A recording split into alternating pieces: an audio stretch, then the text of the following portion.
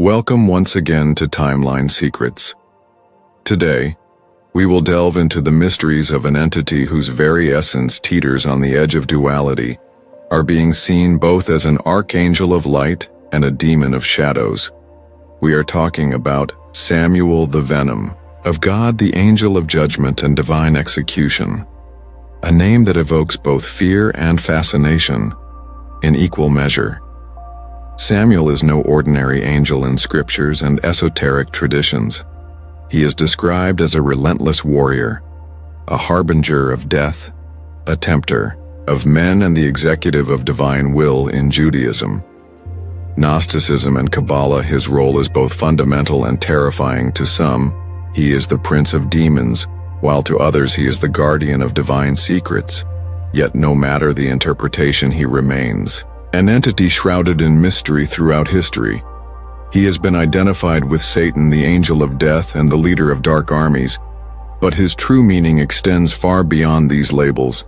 His essence lies in trial, temptation, and purification through fire, and his presence in mystical traditions cannot be confined to a simple concept of good or evil. What secrets does his name conceal? Why is he considered both God's venom and God's remedy?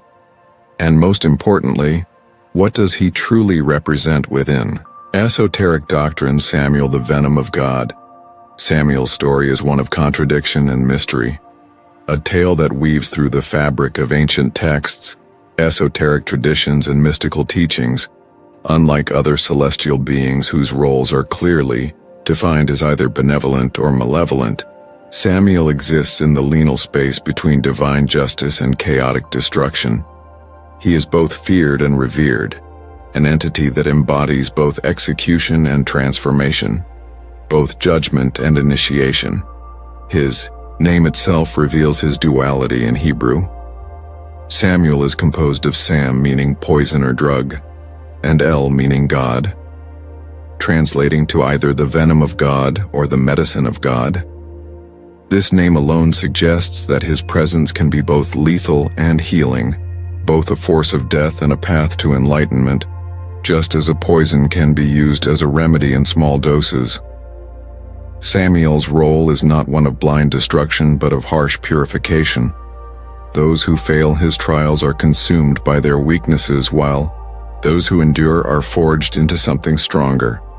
Samael's origins are deeply rooted in Jewish mysticism, where he was not originally seen as an enemy of God, but rather a necessary force within divine justice. He was described as the angel of death, the one who severs the connection between the soul and the body when a person's time has come.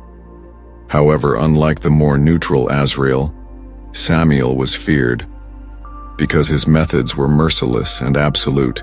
In the Talmud and Midrash, Samael takes on the role of the accuser, a celestial prosecutor who tests the faith and morality of human souls. He is not a being of arbitrary cruelty, but one who ensures that justice is upheld.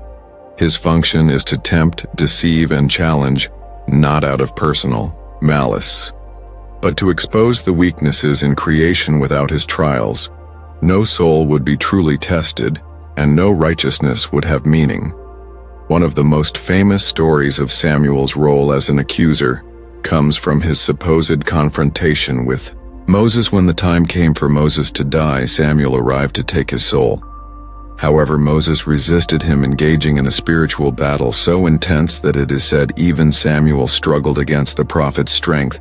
In some versions of the legend, Samael was unable to defeat Moses and was only able to claim his soul when God himself commanded it. Some mystical traditions go even further, portraying Samael not just as the angel of death but as the true serpent in the Garden of Eden. According to certain interpretations of the Book of Enoch and other esoteric texts, Samael was the one who planted the tree of knowledge and later took the form of a serpent to tempt Eve. This interpretation shifts the story of the fall from a mere act of disobedience to a deeper esoteric test of humanity's evolution. If Samael is seen as a tester rather than a deceiver, then his temptation of Eve was not meant to corrupt, but to offer knowledge at a terrible cost by eating from the forbidden tree. Humanity was forced to confront suffering, mortality, and free will, stepping into a world where spiritual growth would come only through hardship. In this way, Samael becomes both the corrupter and the liberator.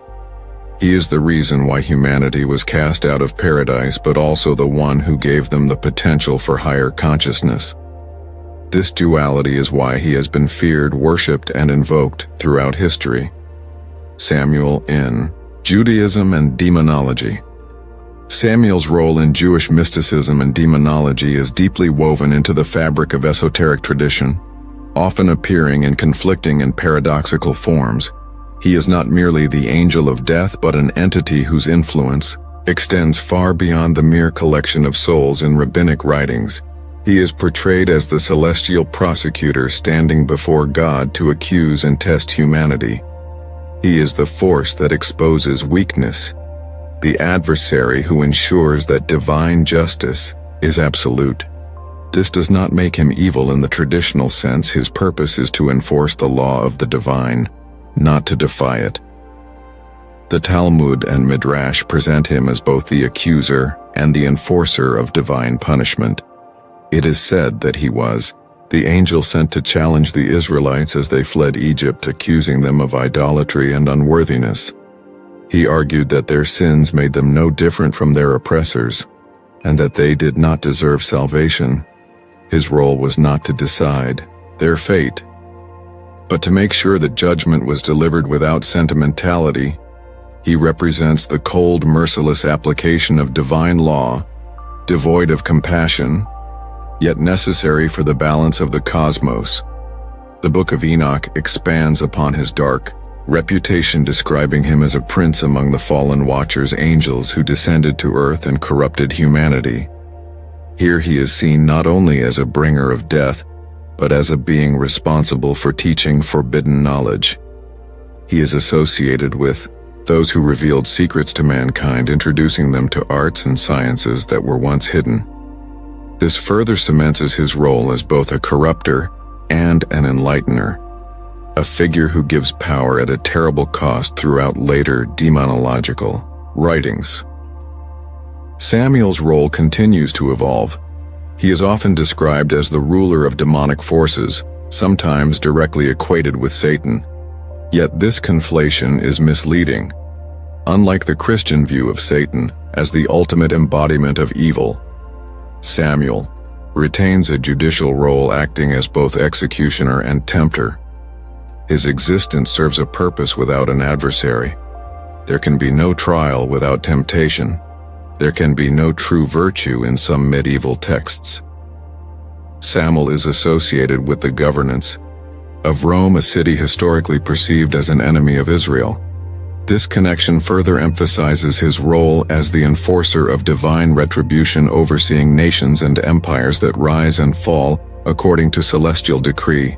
He is the one who ensures that no kingdom stands forever, that no mortal power can escape the consequences of its corruption. Samael and the Kabbalah. In Kabbalistic tradition, Samael is one of the most enigmatic and fearsome figures, often depicted as the prince of demons and the ruler of the Qliphoth, the shadowy, corrupted reflection of the tree of life. Unlike the divine Sephiroth, which represent the harmonious attributes of creation, the Qliphoth embody the forces of imbalance and destruction.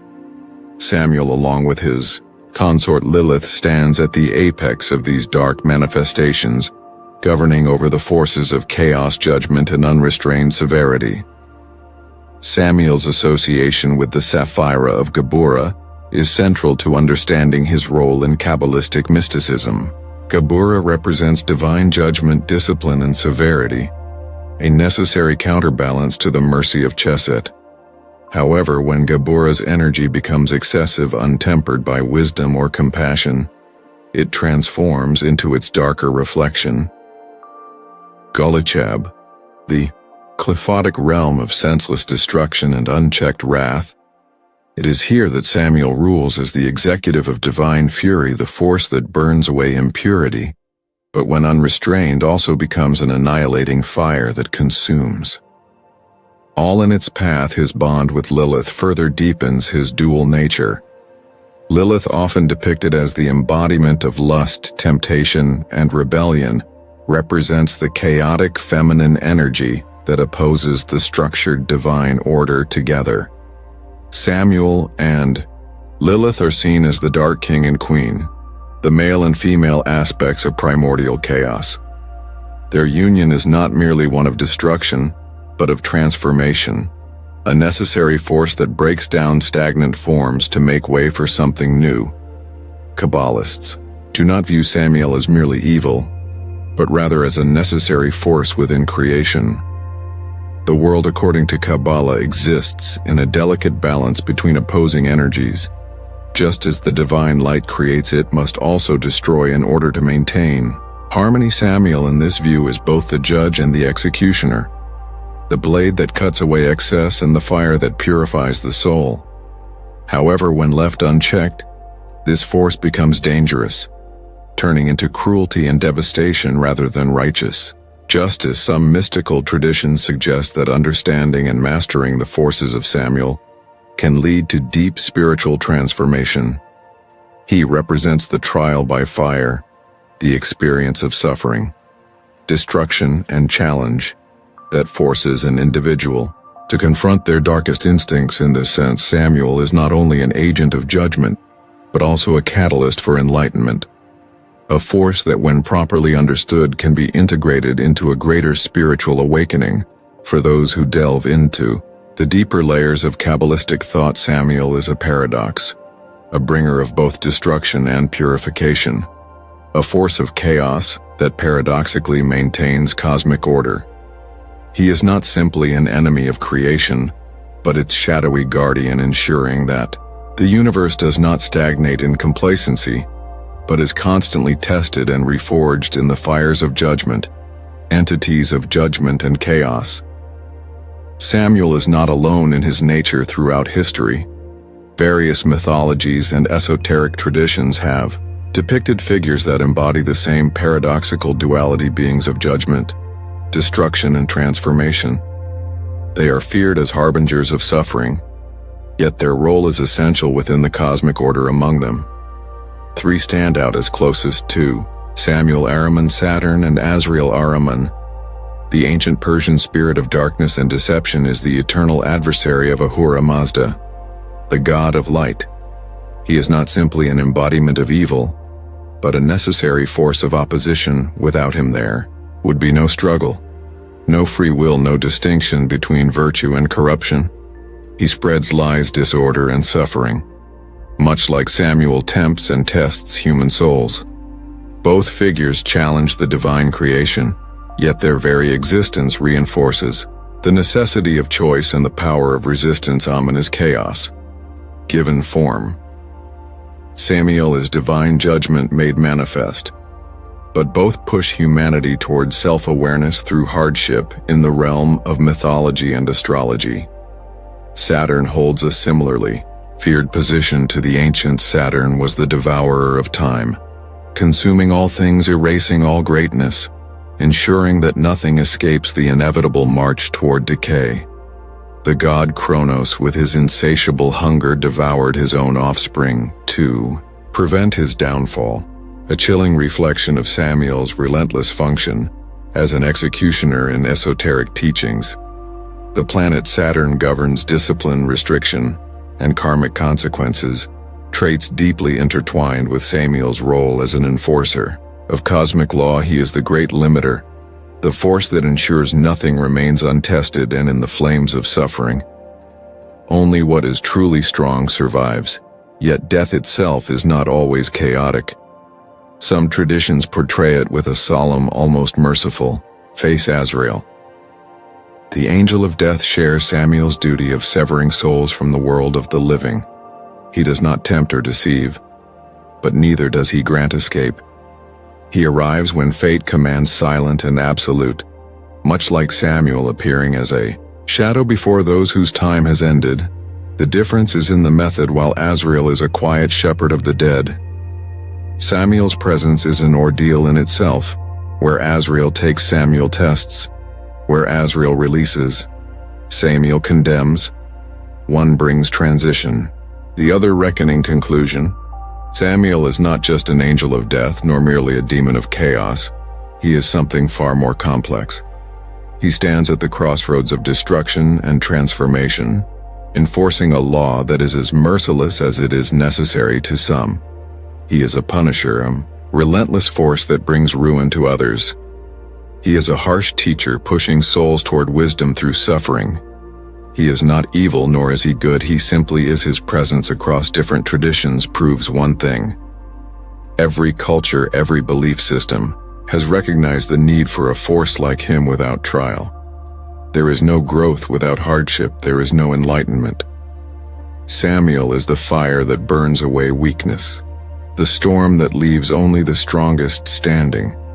He does not tempt for pleasure or kill for sport. He exists to test, to judge, and to ensure that no soul remains stagnant. The true question is not whether Samael is a villain or a savior. The real question is, how do you face him? Do you resist, deny, and curse the hardship he brings? Or do you endure, learn, and emerge stronger on the other side? Because in the end, whether you realize it or not, every soul meets some at some point. If you want to keep diving into the hidden mysteries of the timeline secrets world, uncovering truths that others fear to explore, then make sure to like this video and subscribe. There's much more to reveal. And this is just the